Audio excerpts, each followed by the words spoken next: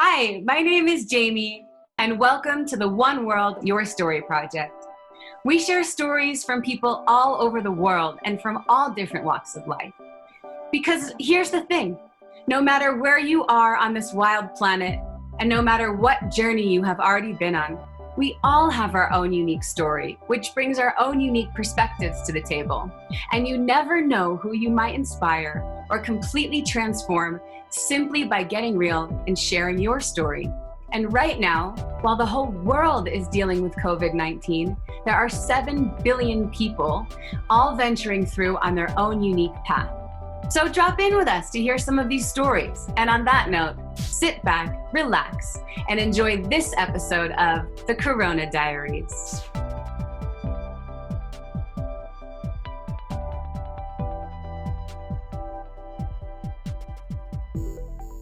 So today is August 10th, 2020, which is crazy to say out loud. And here today with Aviv, talking about your experience living through this pandemic. So to get started, I know I just said your name, but what's your name? Where the heck are you in the world, both physically and geographically? Where are you? How old are you? And what do you do? I'm Aviv Lang. I'm 27 years old, and I'm currently in New York City, but I have been spending most of my kind of isolation, quarantine time since March in the Finger Lakes, so kind of central New York State region. Yeah. Okay, and you're in New York City now. Are you in an apartment? Where are you? Yeah, I'm in my family's apartment here in Morningside Heights. And I just came back for like a week, but it's a bit of a shock because it's my first time kind of with a ton of people kind of around since March. I flew back from Australia in March, so. Dang. Okay, and we're gonna get into all of that. How many people live in the family apartment right now? Right now, it's just my mom and sister. Okay. But yeah, we just drove from the Finger Lakes, so my dad's up there. He didn't want to come back. So. Okay, so the 4 of you had been up there, and now it's the 3 of you in the city. Yeah, but we're going back up there on Wednesday, so just a little. Okay, got it. And what do you do? Well, I used to work in advertising. I was a strategist, and I worked in advertising since I graduated in 2015. So I was doing that for 4 years. And I worked at a couple big agencies. And then I decided earlier, but May of 2019, I quit my job and I started traveling. My idea was, I would travel for a year. I would take this time to kind of invest in myself and explore the world and different cultures, which I always wanted to do, and kind of came to the realization of, what am I waiting for? This is as good a time as any. And yeah, in retrospect, I'm very glad I went when I did, because now we're at a point where I don't know when we'll be able to travel in the way I did again, unfortunately. So hopefully not too long, but yeah.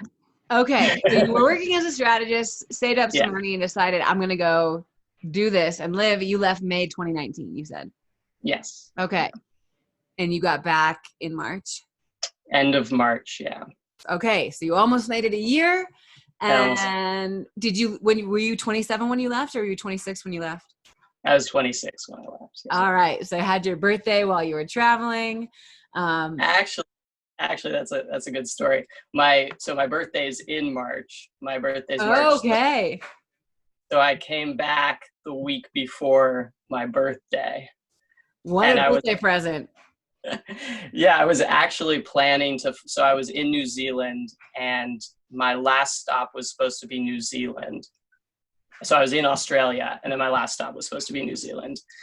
So I was going to spend basically the month of April in New Zealand and then come back to New York after that. And I was supposed to fly to New Zealand on March 30th, which is my birthday. So I was like, it's, a little bittersweet, but Totally. I'll make it there eventually. Well, you were kind of there. I mean, but not exactly in the way that you wanted at all. Yeah. Okay, super interesting. So, okay, before I even ask you that, let's just go back in time. It's time to do that. When was the first time that you remember hearing about the coronavirus? I think it was some point in early January. Do you remember where you were or how you heard about it? Yeah, so I was in Northern Thailand. So I took this slow boat from Luang Prabang, Laos, to the border with Thailand, and I crossed the border on New Year's Eve, actually. And then I went and spent 10 days living at a monastery, like all the way up in northern Were you Thailand. doing a Vipassana? No, it was something I found through Workaway, actually. Okay. And it was, I think I was one of their first like foreigners who was staying there. So the monks spoke like basically no English, and there were a couple nuns that were my like kind of translators while I was there, but it was a really amazing experience. So I was there for the first, I guess, like 10 days of January of the new year. And then after that was when I was pretty isolated while I was there, but after that was when I think I first started to kind of see the news and hear stuff about Corona. And at that point, it was all, centered around Wuhan and China. And then I started to have more kind of in-depth conversations and learn more about it because another traveler actually that I had met in, I guess, November or December in Cambodia. Someone I met in Cambodia a couple months earlier ended up being in the same area as me, and we met up again in Pai in northern Thailand. And his next stop was China. So he was getting his visa for China in Chiang Mai. And he was like, okay, I got my visa, but at this point, I don't know if I should actually continue with the trip and go to China. And he did in the end. He did continue to China, and he's fine, thankfully. But that's when I really started kind of being aware and through conversations with him, because he was trying to make this decision. Was really talking about Corona, so. And he went. I mean, that's why. That would be a whole other story to hear about. But dang, okay, so maybe you wouldn't have known about it so much had that not been the case. I don't know. Yeah. Because where you were in the time in Thailand, was it a thing? Was it a big deal? Were people talking about it? No, not really. I mean, I kept asking people basically up until I came back to the States, like, oh, are you guys just locals and different people wherever I was? Are you worried about Corona? Or like, what do you think about it? And generally the response I got, now I don't know if this is because a lot of the people were in the tourist industry, so they didn't want to kind of scare tourists away. But everyone in general was like, oh, we're not worried about it. Like, it's just, it is what it is kind of thing. Well, what did you think in January when you're talking to this fellow traveler and you're hearing all this stuff? Did you start to question your plans at all? Like, or were you just like, man, it's okay? At that point, not really, because at that point it was very much just in the Wuhan kind of area. And there certainly wasn't any concern in Thailand. So I was like, I guess I was aware and monitoring kind of starting at that point, but it wasn't until kind of much later when, things started to get bad in Italy and Iran that I was starting to consider like, okay, how does this affect my plans, and kind of what is the responsible thing also to do in terms of continuing to travel. Yeah, talk to me about that. What was that whole process, and how did you end up Well, making the decisions you did? yeah, so I guess after Northern Thailand, so I was in Northern Thailand in the beginning of January, and then towards the end of January, I went to Myanmar, actually. I was there for almost a month, and then I came back to Thailand after that, and I spent time in the south because I was just in the north the first time. So then I was in southern Thailand and kind of the islands and all of that. And then in, I guess, beginning, middle-ish of March, I flew to Sydney, Australia. So that was kind of the point where, like, the last kind of week that I was in Thailand, I was obviously about to travel by air, like a long kind of flight. So I was starting to really monitor it closely. And I was also starting to get worried about things like, oh, are they going to let me into Australia? Like, our flight's going to be canceled. At that point, Thailand was still, very fine. And Australia was also not really seeing a lot of cases. But I got into Sydney, I got into Australia 2 days before they put in place the 2-week mandatory isolation for all travelers. So they were still letting people in at that point, but 2 days after I got there, they started saying, okay, you have to isolate if you're coming in. And then I think it was the following week, I arrived, I think on a Friday, and then the next Wednesday, they basically shut down all travel for non-citizens. So I just barely made it into Australia. And then at that point I was like, okay, it's probably not responsible for, even though I'm in and technically fine, it's probably not responsible for me to continue with my itinerary and fly to Melbourne now and then go to Tasmania and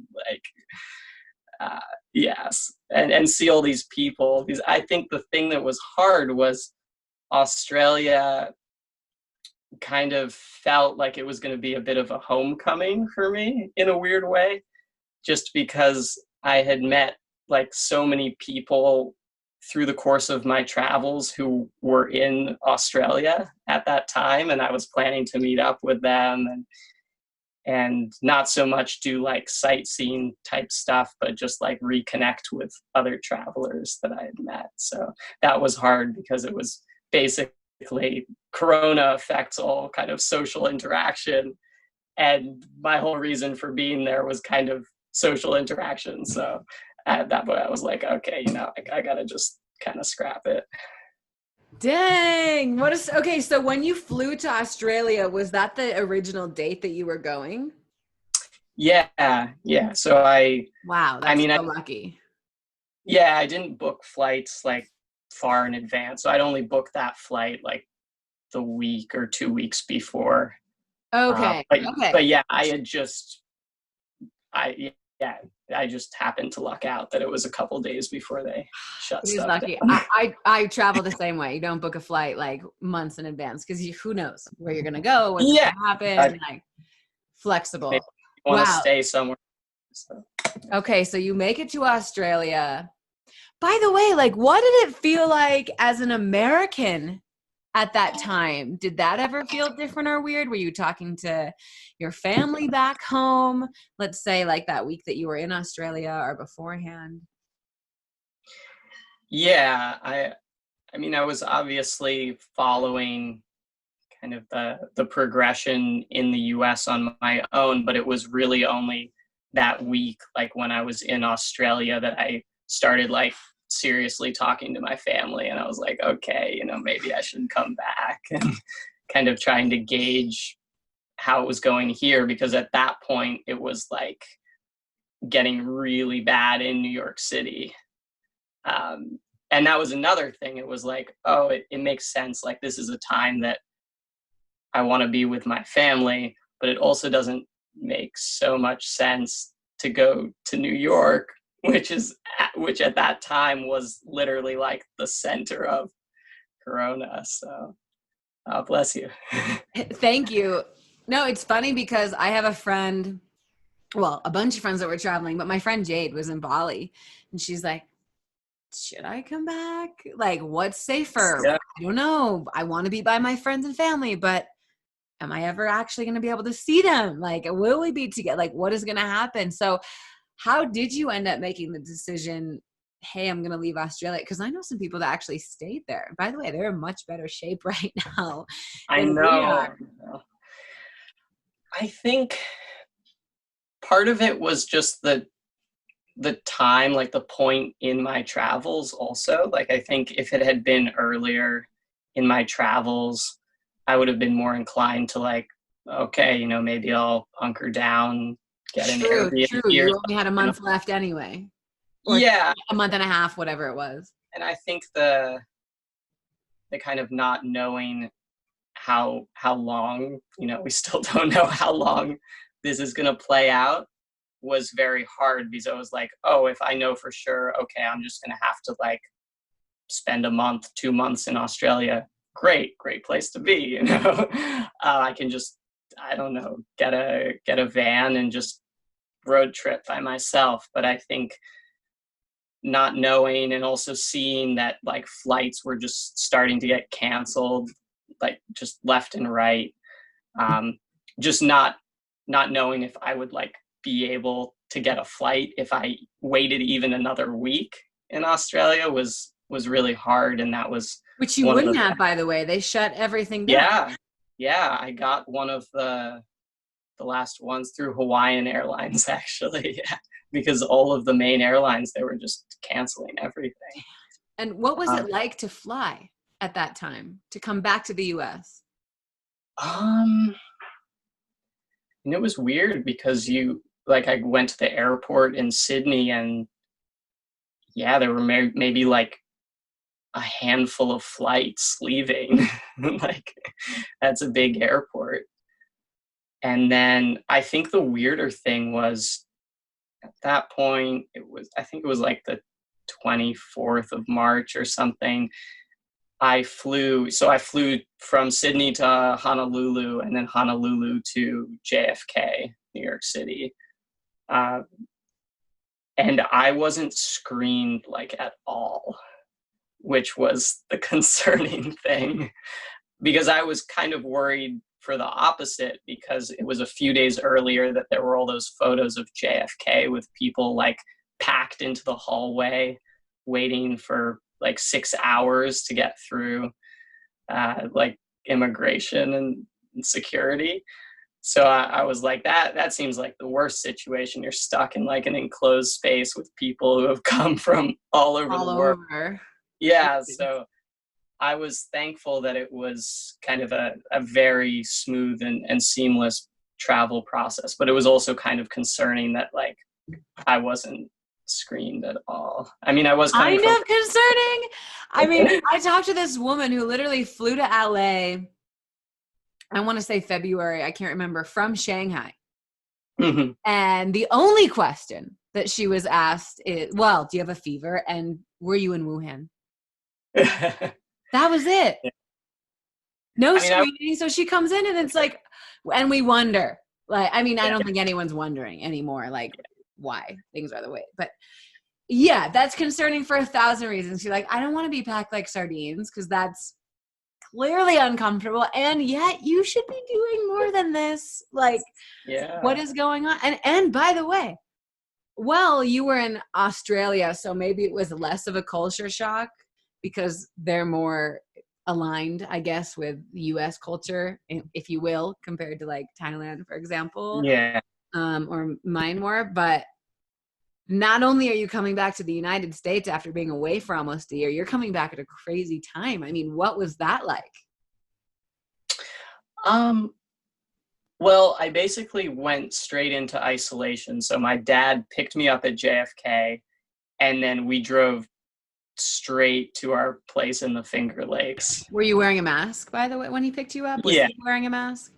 Yeah, I was. Yeah, we were wearing masks, and I had like a whole getup. I had gloves. Yeah, it's ridiculous. But um, uh, yeah, everyone was wearing masks, I think, on the flight and in general in the airport. But yeah, we basically drove straight upstate, like 4.5 hour drive. So the rest of my family was here in the city. So like I wasn't so happy about like potentially exposing my dad, but it was like that was a way for us to kind of try to minimize it. Like I would basically go upstate, and it's obviously outdoors and more space to not be confined in a New York City apartment. Absolutely. Um, yeah, so we went up there, and I kind of, waited out 2 weeks there. So, okay, you didn't really have that culture shock of being in Manhattan and like, whoa, and No. probably feel it being in upstate as much, Yeah, especially not being at at the all. Like house. I didn't see anybody while I was up there for months besides my dad.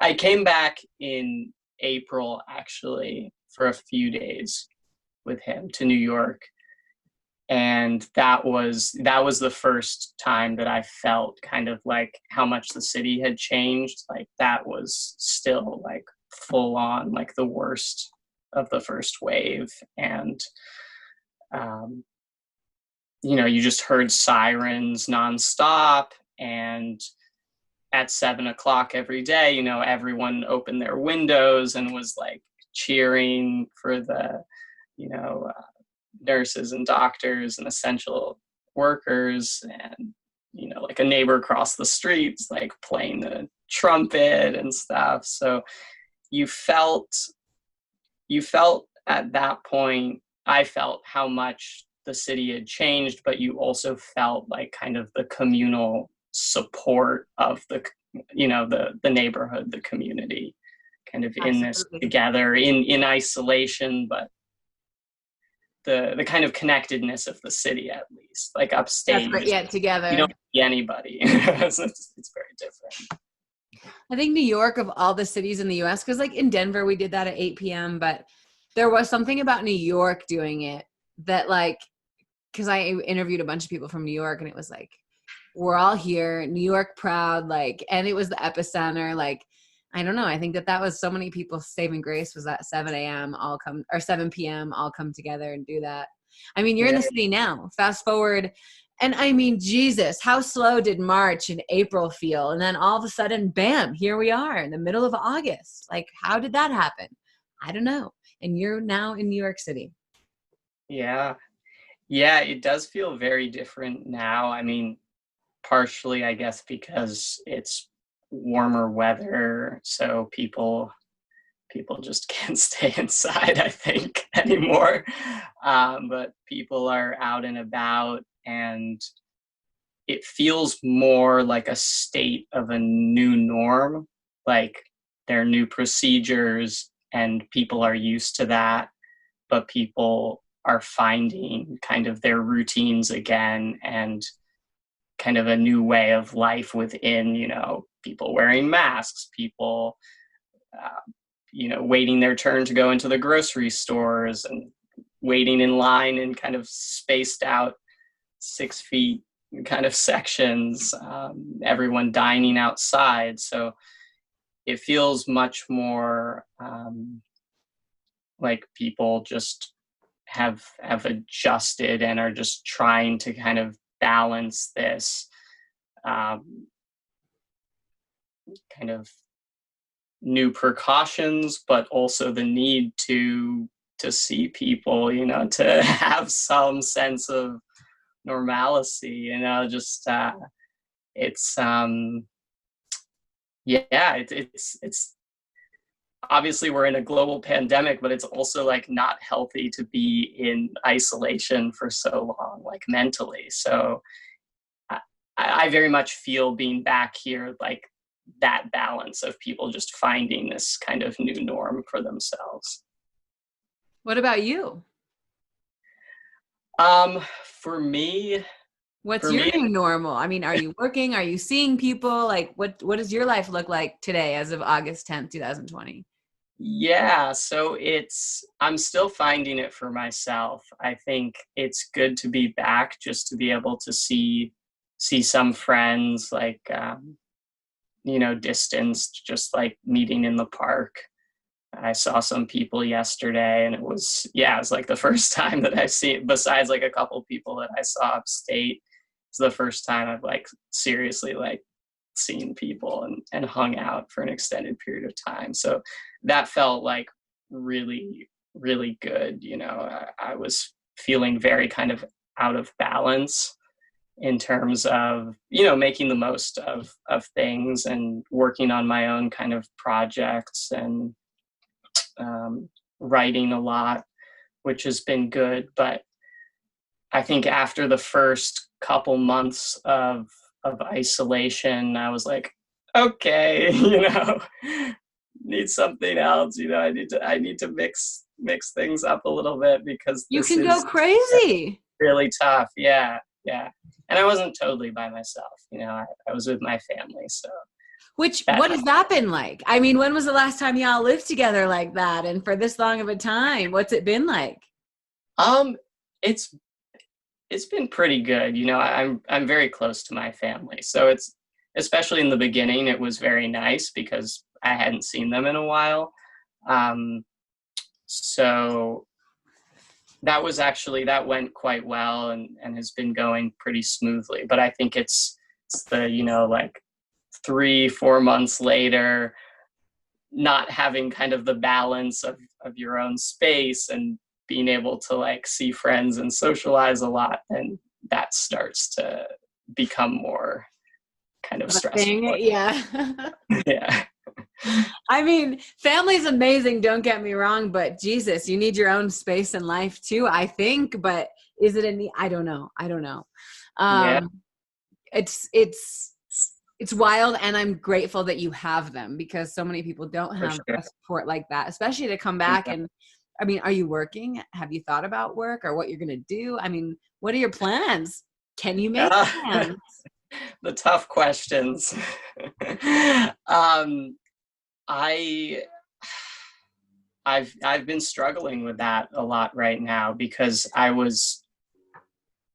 in one sense, it's kind of the best time to continue this kind of self-reflection and figure out what's next for myself. But in the other sense, I was kind of anticipating spending the last month of my travels kind of seriously thinking about that for myself and reflecting. So to suddenly kind of come back, obviously isolation is great for that, and I've done that, but I also feel like I didn't fully kind of process that kind of transition back. Um, so I haven't been working. I've been writing um, a lot of kind of reflection and stories from my travels. And I'm a filmmaker, so I've been working on a lot of film projects, ideas that I kind of had while traveling that I didn't kind of actually put together or complete. So that's been good, but then it's also kind of that balance of not always having the motivation to like continue working on those projects when I don't have like kind of the kind of inspiration or the kind of conversations with other people that help me kind of get excited about projects and fuel my work. So that's been a kind of back and forth of 1 week I'm like super excited and motivated and work on a film, and then another week I'm like, I've gotta gotta apply to grad school or like look for jobs or something, because I need something more structured in my life. But it's like, okay, grad school, online, in person. No, definitely not this year. What Yeah. kind of job? Like, there's all of these questions. And anyway, Yeah. I know those are hard questions, and it's really hard to plan right now. We have no idea what's going to Yeah. happen. Um, Which, by the way, you were mentioning travel and you're glad that you did it when you did. I'm glad you did it when you did, because I mean, our passports now, we can't go to 90% of the world. Our passport is shit. Yeah.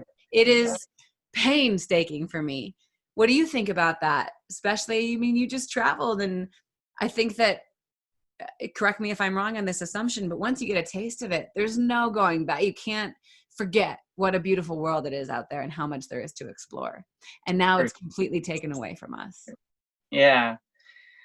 I mean, obviously I'm grateful that I was able to do this whole experience. So while part of me is obviously, yes, there's so much more to see. I need to go out and see more. I'm totally understanding and fine with taking this time to wait. You know, I can wait a year. Do you think it's just going to be a year? Back. I hope so. You know, I'm hopeful that by next spring we'll be back to some state of new normal, you know, whatever. I mean, but look at the United States, Aviv. Every month that you've been back, has it not gotten crazier and crazier here? And I mean, when you left in May 2019, so many things didn't look like they do here. I mean, we're not just going through one pandemic here, one crisis. Like, there's a lot going on. And what is that all like to process coming back to this? I'm going to call it a shitstorm. Yeah, I think, I mean, it's not necessarily good or bad, but I am curious to see what the new norm is. You know, when we reach whenever that is, that day that it's like, okay, we don't have to worry so much about Corona. Hopefully it will be sooner rather than later. But I do wonder what the US will look like. What, you know, will people still be wearing masks, or a large portion of the population? You know, will it be like much of Asia to this day after SARS? You know, like you know, while I was traveling before Corona, people just wear masks quite regularly when they're going about their, you know, their daily lives. So I do wonder what kind of the cultural impact, what the foundational kind of behaviors that will remain with us. I mean, there's literally no way that there won't be long-lasting impacts like that. No, for sure. Yeah. And I studied in college, I studied behavioral economics. So I'm very much interested in kind of the social psychology of the cultural impact and the things that affect people's decision making and choices. And I think we're in a kind of pressure cooker of, you know, usually these things take years and years to evolve and change, if they ever do. And it's crises like these that accelerate that process. And really accelerate. Really interesting. Yeah, again, not necessarily bad, not necessarily good, but just what will those new kind of norms be? What will it? And by the way, I mean, the behavioral economics behind spending right now and Americans, and this the infusion of money and the unemployment. I mean, and the credit that we've already, it's going to be insane to see what happens. It really will. And okay, on that note, I'm gonna switch gears just ever so slightly. Just make sure I get these questions in time, and then we can dive into some more stuff if there's time. Sure. These are questions that I ask everyone, and really curious from you as a traveler is, you know, first of all, if you could predict the future, Aviv, when are we getting out of this? And I remember, by the way, when I started doing this in March, so many people were like, August, September. We're definitely not out of it. Yeah. I'm going to say, you know, May's when I originally left, so I'm going to say May 2021. May 2021. Okay, so that's 8 months, 9 months, more or less, something like that. Yeah. 3/4 of a year. Okay, let's see what happens. May 2021. when we're all looking back on all of this, and I say we, I mean globally, the world, who are we going to look at as the country that handled it the best? Who's the golden child? And who is the golden fuck up? Oof.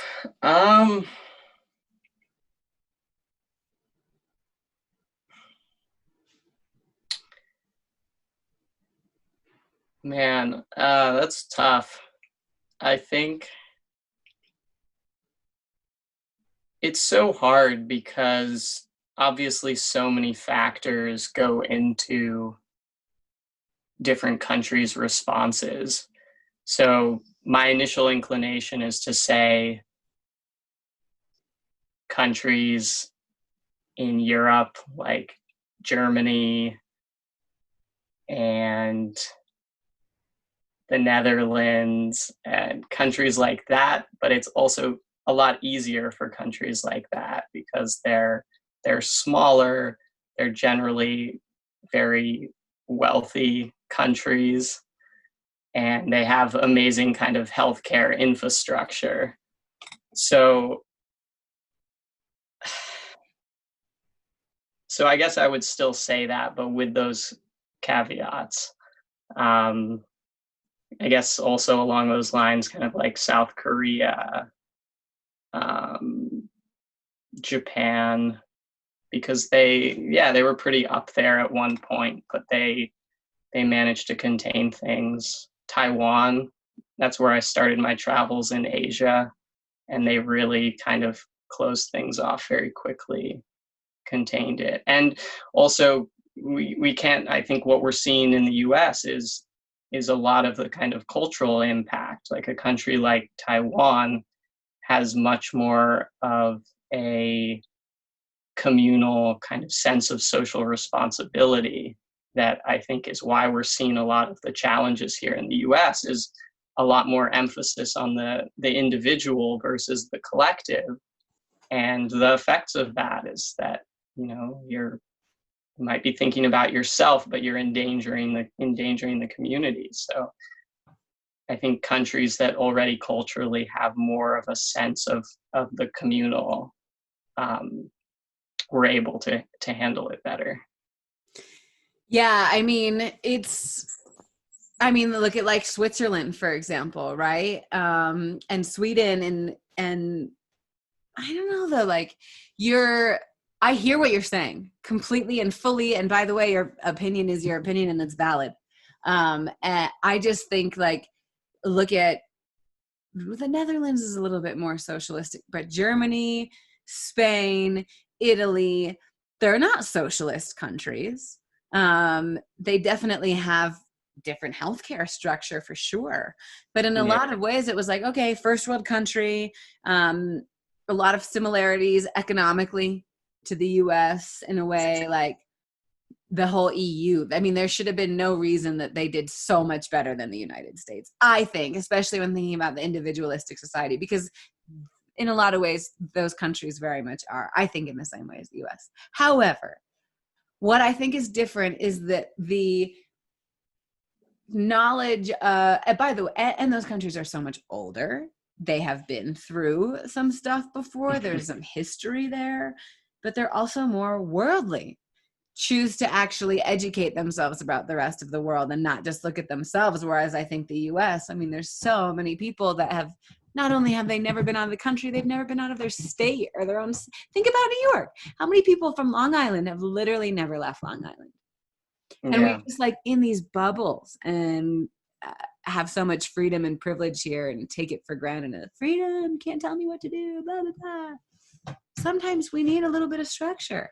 Like you were talking about grad school, for example. But it's a bit of both, though, just to finish on that. Like in one sense, you have a large portion of the US that hasn't had that kind of worldly exposure, which I think is so valuable of traveling to other countries that, think about how, I don't know what the number is, but it's a large portion of the US population that doesn't even have a passport. Just never has gone through that process because they haven't had a need. But then you also have the other portion of the US population that travels so much. and those kind of globalized threads that in a pandemic become the spread of the pandemic, because I stayed in touch. I taught English for a week and a half when I was in Myanmar, and I stayed in touch with some of the teachers and students there, and I was, texting them and seeing how they were doing, and they were like, yeah, we're fine, we don't have very many cases.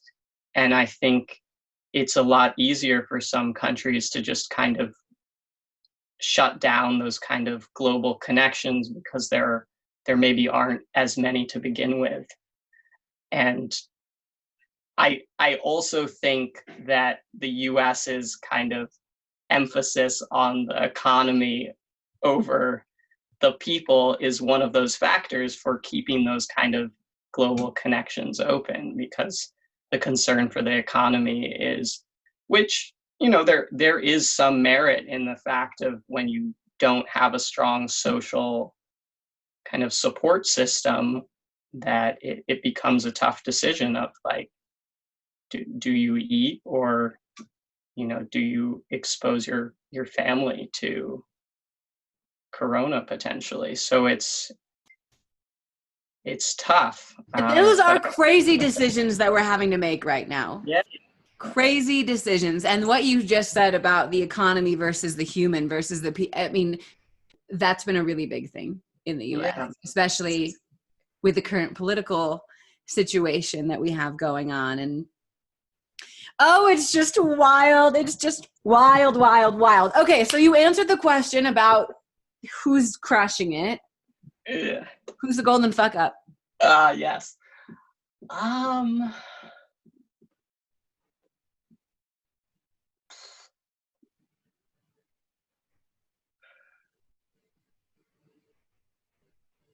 I mean, the US for sure. It's so sad, but I was like, that. Yeah. Also, maybe Brazil. Well, it's not talked about that much, but the US. It's just the UK hasn't done great either. But nobody's really failed like we have, unfortunately. Yeah. And to your point, like about the differences and how there's a population of Americans that never got a passport, and this huge population that is globally it's a massive fucking country that we live in. Massive, okay? And you can literally see the pockets of like, and I want to see a political overlay, an education overlay, right? Of like where the hot spots are. It's kind of, it makes sense, but it's wild and sad. And anyway, we're going to move on from those kinds of topics because just find myself going nuts. That's not what I meant to say. Okay, so it gets really heavy, and it can get heavy, but I always love to ask this question because it's an unfortunate truth that in darkness is when light shines the brightest, right? Like in tragedy is when we have the biggest innovations, and we have to figure it out because we literally have to. So my favorite question to always ask is, and I haven't asked this in almost a month, so it's going to be cool. What good are you seeing come out of this? What positive things from family, friends, the world, the US, different industries? What good are you seeing? I think the examples of community and people coming together to support each other, I think that is the kind of silver lining. Like maybe we, the news oftentimes likes to emphasize kind of the negatives and not the positive things. But I think, like I was saying, the experience of being here in April, of like people being separate, but this feeling of the community together, and of that kind of support for the essential workers, and that I think that's kind of the best face of humanity in all of this, are those kind of examples.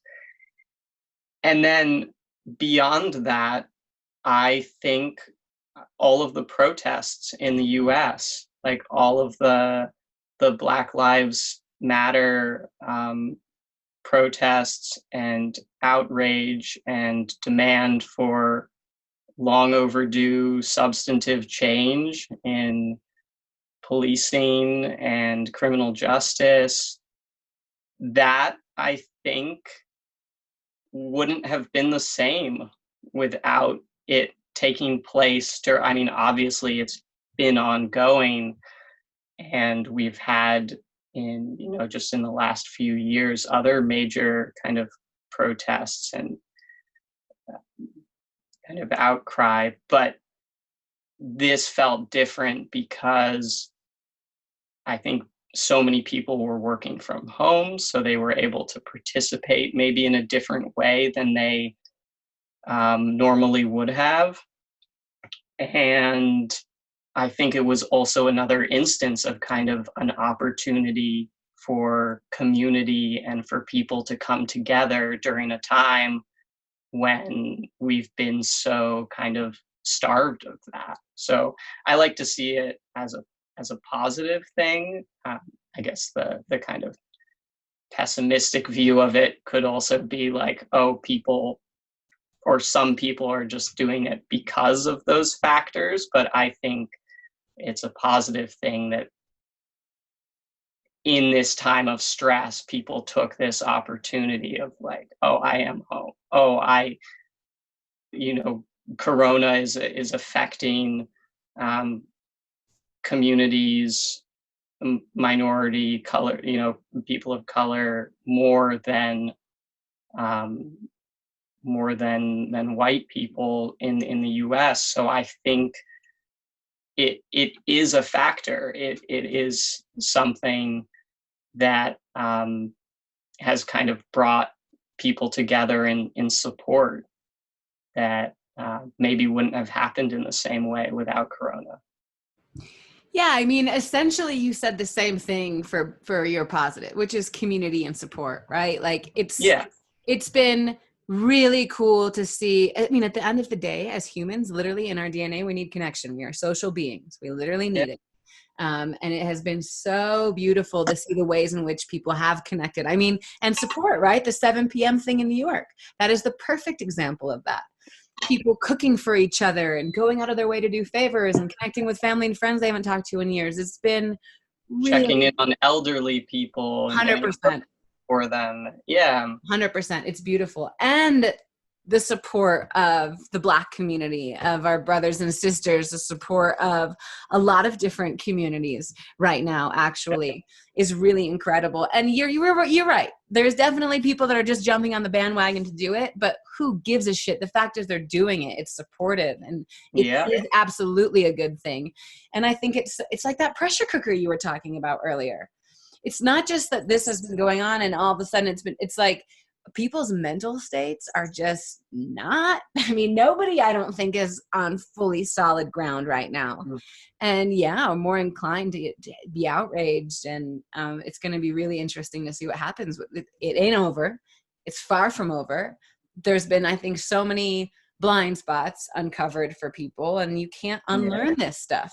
So it's going to be wild come May 2021 to see where we're at and what that new normal looks like. And thank you for sharing all of that. I know as the support and the community that you feel instantly while traveling, you're alone, but you're never alone.